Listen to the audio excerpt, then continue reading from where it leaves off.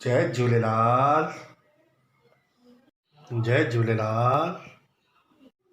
सिंधी भाऊ काथे था वञो आर्तवार ॾींहुं सुबुह साण? अरे भाउ अरिहंत हॉस्पिटल में छो छा थियो? सभु कुशल मंगल त आहे न? कोई प्रॉब्लम त न आहे? न बाबा न, काई प्रॉब्लम कान आहे। मां त रक्तदान त करण वञा था कयो भाऊ, रक्तदान था करण वञो हिन महामारी जे दौर में? कुझु थी वियो त? ए भाउ रक्तदान खां कुझु कान थींदो आहे।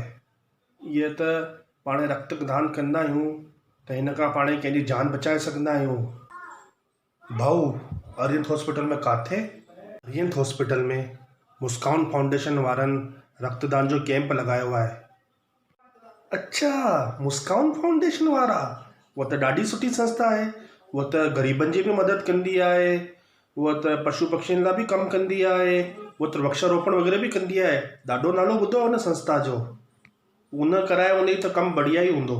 मुस्कान फाउंडेशन वारनि कैंप लॻायो आहे अरिहंत हॉस्पिटल में, मां उते ई थो वञा। भाऊ मां बि थो हलां रक्तदान करण, हिन पुनीत कार्य में मां बि सहयोग थो करणु चाहियां। सिंधियुनि भाउरनि खे निमाणी विनती आहे कि 13 जून आर्तवार जे ॾींहुं सुबुह खां 9 खां शाम जो 5 ताणी अरिहंत हॉस्पिटल में रक्तदान करण जो वधीक मां वधीक वञो और मुस्कान फाउंडेशन जो सहयोग करो। जय झूलेलाल।